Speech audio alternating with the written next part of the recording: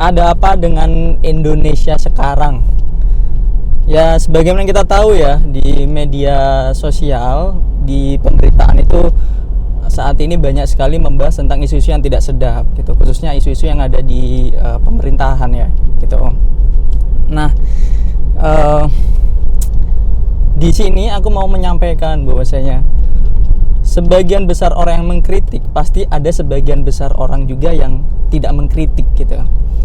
Ya karena suatu hal ya, bukan karena memang tidak mau mengkritik, tapi tidak mampu mengkritik. Nah, salah satunya juga aku sebenarnya. Nah, video ini khusus banget untuk kalian yang demikian, yang sebenarnya ingin mengkritik tapi tidak mampu untuk mengkritik.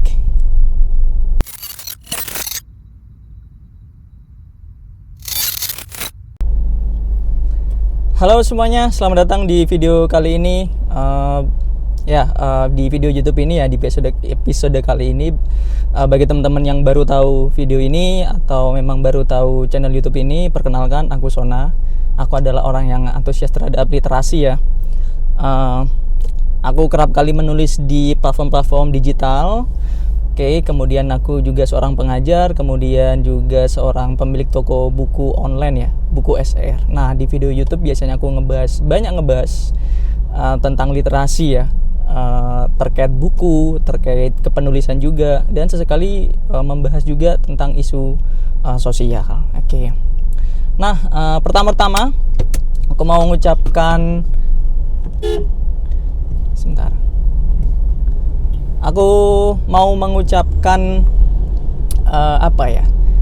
kesalutanku terhadap teman-teman atau orang-orang Indonesia yang berani untuk speak up, berani untuk mengkritik pemerintahan saat ini ya. Ya, kita tahu ya, banyak apa yang menjadi kebijakan pemerintah saat ini. Kemudian apalagi ya, tingkah lakunya atau bahkan komunikasi pemerintah kepada masyarakat, kepada netizen itu tidak baik-baik saja, yang mana memunculkan kegregetan ya kepada masyarakat Indonesia untuk benar-benar pengen banget lah ngomong kepada pemerintah, dalam artian di sini adalah mengkritik kayak gitu. Jadi aku salut banget kepada orang-orang yang berani speak up, berani berbicara ya dimanapun itu ya, baik secara langsung ataupun di media sosial kayak gitu. Nah, tapi aku juga mau menyampaikan bahwasanya ada juga orang-orang yang aku yakini gitu, pengen sekali mengkritik tapi merasa tidak mampu untuk mengkritik atau tidak mampu untuk bersuara ya, secara lantang, secara vokal kayak gitu. Ya termasuk aku pribadi gitu. Ya, aku pun juga sebenarnya mengkritik ya, tapi tidak begitu gencar kritikanku gitu. Karena aku ngerasa ya, pertama karena aku ngerasa suaraku itu pun juga tidak signifikan sebenarnya gitu. Ya sebenarnya kan nggak harus nunggu signifikan ya suaranya ya gitu. Cuma sebenarnya kalau aku memang dibekali oleh sebuah pengaruh gitu kan, atau punya privilege tertentu, ya aku pasti akan menyuarakan secara lantang. Tapi aku tidak dibekali semacam itu, maksudnya tidak memiliki privilege semacam itu ya. Aku cenderung punya gaya tersendiri dalam mengkritik. Aku tidak terlalu vokal sekali lah gitu istilahnya. Kemudian alasan gue kedua adalah karena aku ngerasa ada beberapa hal dalam hidupku itu aku memang ngerasa belum kuat aja sih fondasinya gitu loh. So aku lebih baik memprioritaskan kekuranganku tersebut instead of bersuara secara lantang. Ingat ya, aku tetap berusaha, aku tidak diam, aku tetap bersuara tapi dengan gayaku tersendiri, dengan gaya kritikku sendirilah, intinya seperti itu. Nah, di situasi semacam ini yang aku rasakan adalah ya pasti aku ngerasa banyak orang yang demikian gitu loh. Banyak orang yang ngerasa pengen mengkritik tapi tidak bisa bersuara secara lantang. Apapun itu ya, mungkin bisa aja sama dengan aku, mungkin aja punya faktor X yang lain lah ya, yang berbeda daripada aku, sehingga mereka nggak bisa secara lantang gitu. Jadi mereka tetap bersuara mengkritik tapi emang nggak terlalu gencar karena ada alasan yang lain, faktor X yang lain gitu. Dan kita tetap harus apresiasi orang-orang yang demikian ya gitu. Ya aku mengapresiasi diriku sendiri gitu loh, karena aku tetap bisa berbuat sesuatu atas ketidakadilan gitu. Aku juga ingin menuntut suatu perubahan lah gitu. Intinya kita harus mengapresiasi orang-orang yang demikian, berbuat semampunya mereka gitu. Artinya tidak diam gitu. Karena di kondisi seperti ini ya diam itu bukan sebuah solusi gitu. Jadi apapun yang kita bisa gitu kan ya kita harus lakukan kayak gitu.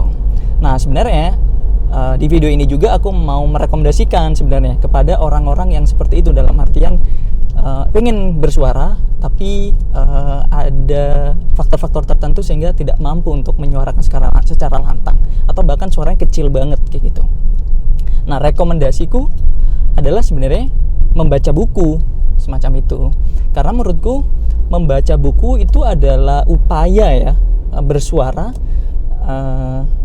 dalam tanda kutip ya bersuaranya,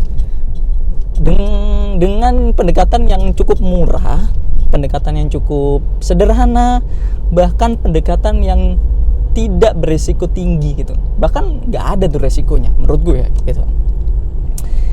Nah sebenarnya membaca buku ini nggak terkotak-kotakan harus membaca buku apa. Menurutku pribadi itu bebas-bebas aja gitu, dengan genre apapun.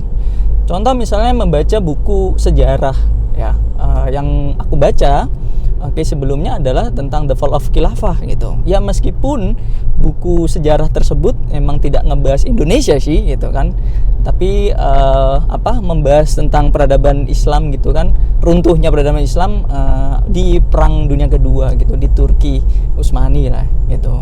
Tapi dari situ aku belajar gitu bahwasanya ada value tertentu nih gitu kan, bahwasanya apa sih yang menyebabkan runtuhnya suatu peradaban gitu loh, sehingga aku punya mitigation plan gitu loh. Kalau semisal ada sesuatu untuk yang ada di Indonesia ini, jadi aku harus bisa bergerak secara langsung karena membaca buku tersebut. Oke. Nah tidak hanya buku sejarah atau The Fall of Khilafah tadi gitu kan, kita bisa membaca buku yang lain tentang self help gitu atau self development, untuk bisa menumbuh kembangkan tentang diri kita, atau bahkan fokus untuk menyelesaikan kekurangan kita untuk kita jadikan sebagai mungkin adalah kelebihan tertentu semacam itu. Oke, nah aku memang tidak membaca self development ya, buku self development semacam itu, tapi aku membaca buku-buku tertentu semacam marketing kayak gitu, ekonomi ya. Jadi aku pengen kekuranganku dalam artian berkegiatan ekonomi ya secara spesifik dalam marketing ya bisa segera aku selesaikan kayak gitu, karena itu bentuk upayaku untuk menanggapi atau merespons suatu gejolak yang ada di negaraku atau di Indonesia ini semacam itu, biar aku tetap kokoh secara mandiri gitu. Jadi meskipun aku nggak bisa mengubah Indonesia secara langsung gitu kan, tapi aku bisalah mengubah diriku sendiri.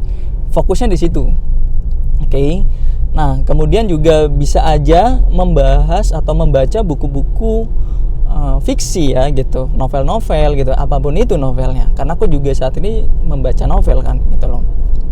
Meskipun memang ya sekali lagi tidak ada kaitannya dengan perubahan Indonesia ketika kita membaca novel, tapi setidaknya itu bisa membantu diri kita sendiri. Maksudnya apa?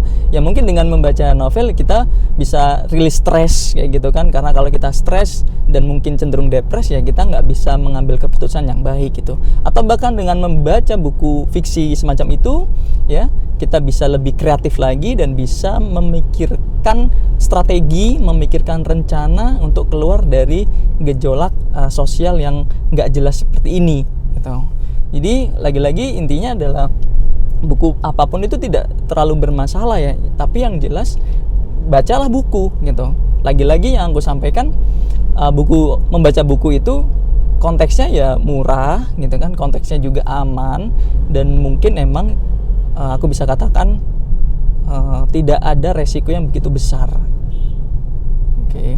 Jadi sekali lagi bacalah buku semacam itu, karena di situasi semacam ini ketika kondisi memang tidak baik-baik saja ya dalam tanda kutip, ya diam itu bukan pilihan, diam itu bukan solusi gitu kan.